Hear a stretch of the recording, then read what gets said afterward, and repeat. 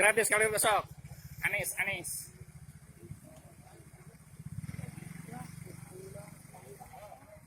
Untung kayak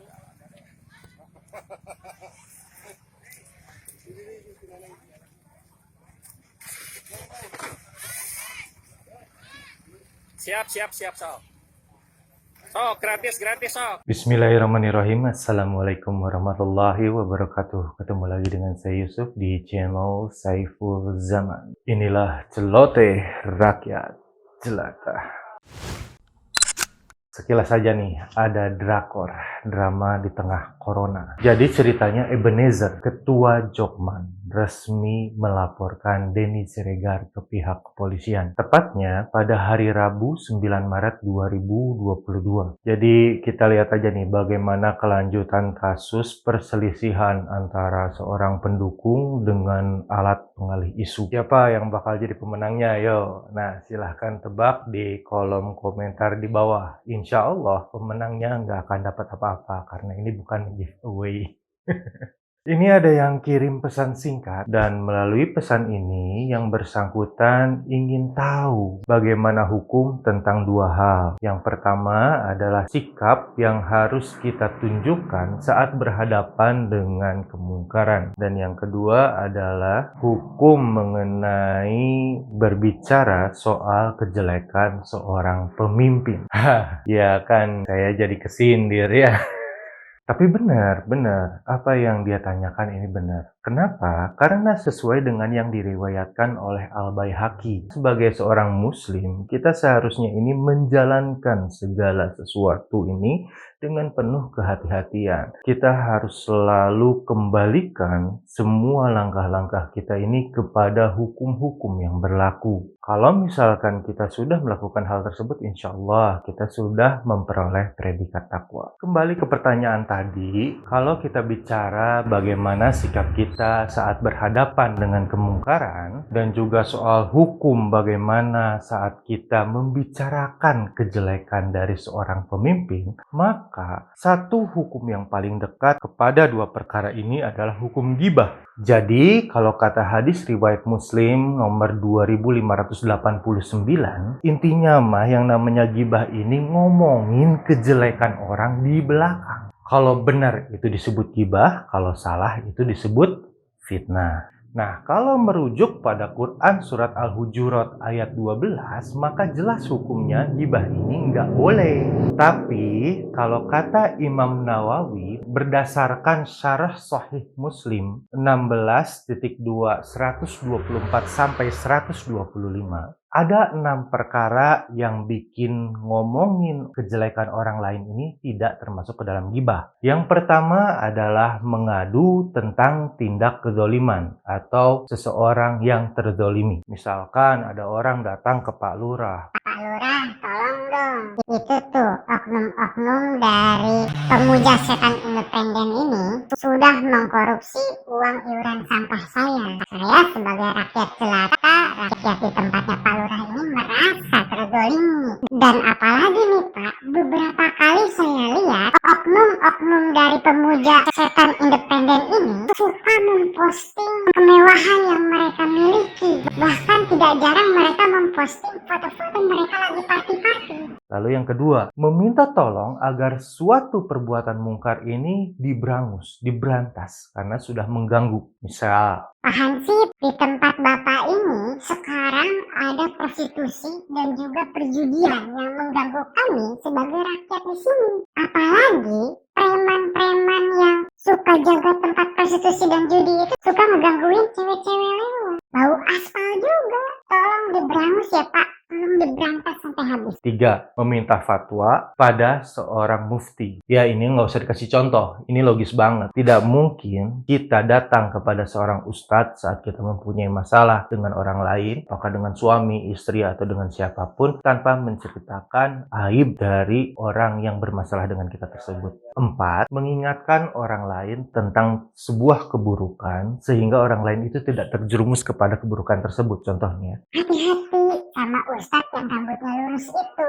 Jangan mau deh berguru sama dia. Kayaknya dia ini sih soalnya ustadz yang rambutnya lurus tadi ternyata suka memposting pandangan-pandangan negatifnya tentang syariat-syariat Islam. Ya ini buruk sekali. 5. Membicarakan seseorang yang secara terang-terangan bermaksiat. Ya ini mah logis. Seandainya seseorang ini secara terang-terangan bermaksiat dan dia tidak malu, seharusnya dia juga tidak malu dan tidak merasa tersinggung saat ada orang yang ngomongin dia. Karena perbuatan ghibah adalah membicarakan suatu aib di mana yang bersangkutan pelakunya tidak ingin orang lain tahu. 6. Menyebut seseorang dengan panggilan yang orang-orang sudah umum kenal dia dipanggil seperti itu. Seperti si Babon, si Gepeng, si Bopeng, si Black, dan lain sebagainya. Tapi kalau ada panggilan yang lebih baik, maka gunakanlah panggilan yang lebih baik tersebut. Jadi udah jelas kan sampai sini? Tidak setiap kita ngomongin kejelekan atau aib orang lain adalah ghibah. Kalau saya menyimpulkannya, saat kita ngomongin kejelekan orang lain, namun kita tidak bermaksud untuk mengkerdilkan orang tersebut, maka kita tidak termasuk ke dalam berbuat ghibah. Nah, kalau ngomongin kejelekan ke pemimpin gimana nih? Kan kita harus nurut ya sama pemimpin. Nah, sederhananya Zainuddin MZ dulu pernah bilang, kalau perkara kenegaraan, perkara kepemimpinan, perkara organisasi, kita harus lihat bagaimana Islam mengatur sholat. Karena dari sholat itulah kita bisa mengambil banyak hikmah tentang kepemimpinan. Imam sujud, kita nurut. Imam ruku, kita nurut ruku. Imam salam, kita nurut salam. Tapi pas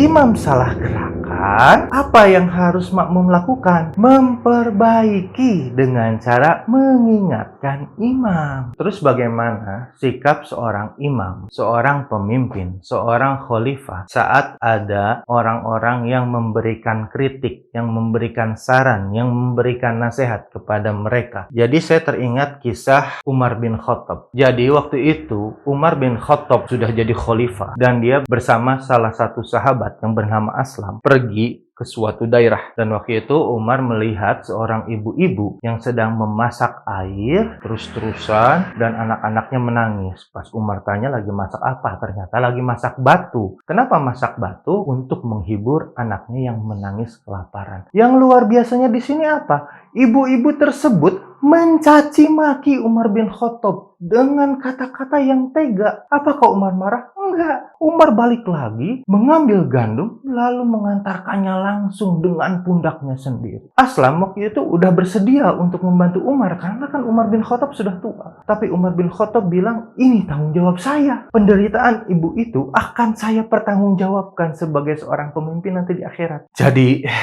buat saya, sahabat semua, yang laki-laki terutama, berposisi sebagai seorang pemimpin, mulai dari pemimpin keluarga, RT RW, sampai pemimpin PBB, mulai dari pemimpin koperasi kecil sampai perusahaan besar, saat ada yang mencaci maki kita karena kesalahan kita dalam memimpin mereka dengan cara-cara yang paling buruk sekalipun, ingat, segera temukan solusi dan bertaubatlah, lalu perbaikilah tata cara memimpin kita. Karena sesungguhnya air mata yang diteteskan akibat kesalahan kita dalam memimpin, baik itu oleh istri dan anak-anak kita, oleh karyawan kita, ataupun oleh rakyat kita, sesungguhnya suatu saat nanti di akhirat sana, dia akan menjadi pemberat timbangan amal buruk kita. Jangan sampai ego kita sebagai seorang lelaki, sebagai seseorang yang diciptakan untuk menjadi khilafah ini, membuat kita semua lupa kalau pada dasarnya kita ini statusnya hanyalah hamba sahaya yang dimiliki oleh Allah Subhanahu wa Ta'ala. Wallahu a'lam bishawab.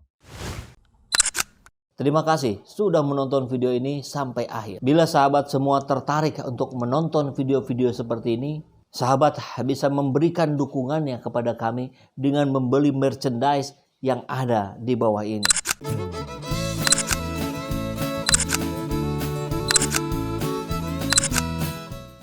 kita siapkan berbagai desain t-shirt yang cocok untuk sahabat semua. Namun apabila sahabat semua ada yang menginginkan desain yang lain, tentu kami pun bisa mengakomodirnya. Silakan hubungi di nomor yang ada di bawah ini.